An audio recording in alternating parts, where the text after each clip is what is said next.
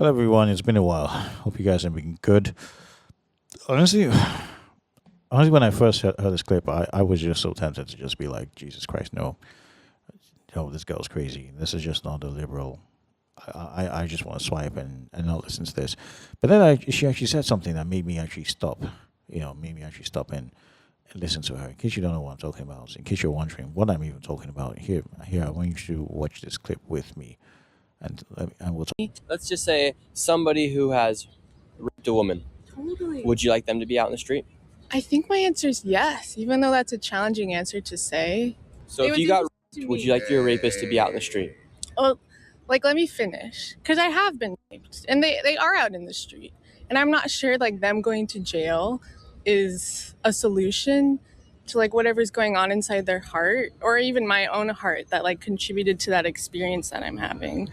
And I don't want more people to get raped, but I don't know for certain that going into a jail in the United States is going to shift anything inside of their operating system so that they'll make a different choice again.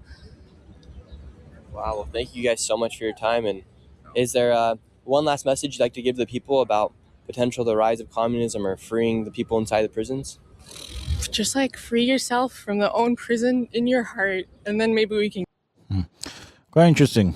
Very interesting. I got this clip of a social media platform, and the comments. Wow, people reacted. You remember when I said I was so tempted to actually just swipe away, and I thought this girl was crazy or something.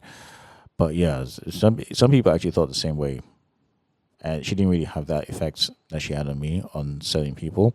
But yeah, for instance, one comment here says, "Jail is not about shifting operating systems. It's to protect society, especially the vulnerable. Shame on this woman's parents." Wow, that's a bit much. Gosh. But yeah, another one says, "Yeah, these people cannot be allowed to affect public policy. They will get us all caged. I can't use the real word. They will get us all caged, and quite frankly, as just as evil as the artists they see walk free." Like I said, I had to change the word because I can't say that word on YouTube. Man, people are not happy with it, with this video. Another one said, "This is mental illness. Humans are programmed by biology to survive. Any thinking that runs contrary to that is mental illness." Is it? Is it really? I'm not going to argue about what I'm not sure about. but here's one comment that really that caught me and kind of relates to what should I say, what I really want to talk about. It says here, "I don't know for certain that going into jail in the United States is going to shift anything inside of their operating system, so that they'll make a different choice again. So because you're not certain jail will change them, you decide roaming the streets is best. This will provide certainty they won't change. The logic here is fascinating." And I'm just going to end the comments here because I think some of the comments get a bit more brutal than this. That comment in particular, I actually kind of agree with it. But before I even go that, I need to understand, make you know something. Look, she's right about one thing, and that's the fact that American prisons, the American prison system actually struggles to rehabilitate many offenders. But here's where I think she's wrong, and here's where I agree with that comment. Just because prison isn't rehabilitating people doesn't mean that dangerous offenders should simply be allowed to walk around free. So instead of letting them go free, I think we are rather saying, abolish prisons or what have you, like some people are saying. We need to actually ask one very important question, and that is, what are prisons supposed to do? Are they supposed to punish people? Are they supposed to rehabilitate people? Are they supposed to protect society or deter crime? Now, the funny thing about this is, and the reality about it is that most times those four goals often conflict with each other. I actually find it very fascinating. I don't believe there's possibility of any prison system being able to achieve all four goals, or all those four things I just mentioned. But what I feel should be the benchmark. One country I feel we should all look towards is actually Norway. In Norway, for instance, let me bring this up.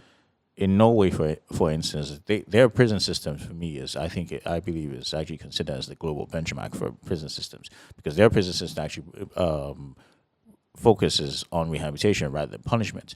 One of their prisons, for instance, is Halden Prison. I think I hope I'm pronouncing the name correctly. In that particular prison, actually emphasizes on education, on job training, therapy, and even preparing inmates for life after release.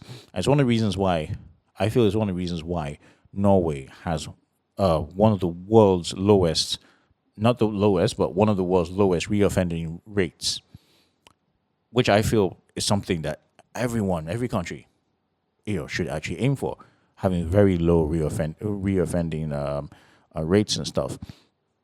And that's the thing. That's the thing.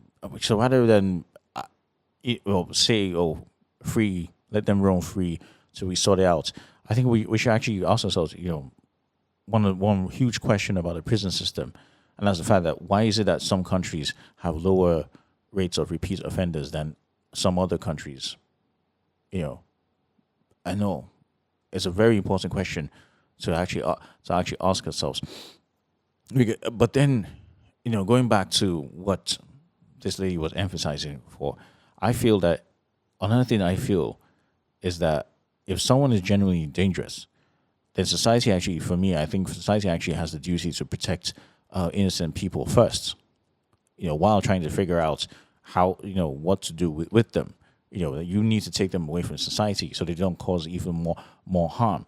Because, but then again, protecting society doesn't automatically mean throwing every offender into the same violent system, into the same violent prison culture, where they actually end up leaving worse than they actually entered. Like, for instance, you can have cases. I'm not saying that this has happened before, but by record, there are cases in the world where people who have lesser offenses or non-violent offenses get thrown into the same prisons with people who are in there for violent offenses. And in the end, they're then forced to end up assimilating into that sort of culture that is pretty much being dominated by violent offenders, and then they come out and honestly they can't seem to reintegrate into society or be more helpful or be helpful to society. They come out even worse than ever before. So while you're thinking, and maybe trying to emphasize that this girl's crazy, or this is another liberal, this is just another liberal talking and what have you, because I can actually imagine some people by now into this episode, some people are thinking, still thinking she's crazy, or we should just not even pay her any mention, like you saw in the comments what people were saying. Maybe the real question we should be asking isn't whether such people like this lady should be affecting public policy. Maybe the real question we should be asking is whether prisons are actually too harsh. Or in fact, I don't think we should be asking that, whether prisons are too harsh or prisons are not harsh, because I think this is one of the what I say the most misguided questions that lead into people saying things like you should let such offenders go free. Maybe the real question we should actually be asking ourselves is whether we've actually forgotten what prisons are actually supposed to do. Because if they're not, according to people, like some of the comments, if prisons aren't changing, quote unquote, the operating systems, if prisons are not rehabilitating people, then what are they there for? Really and truly, what are they there for? Thank you so much for listening. We'll see each other in the next episode.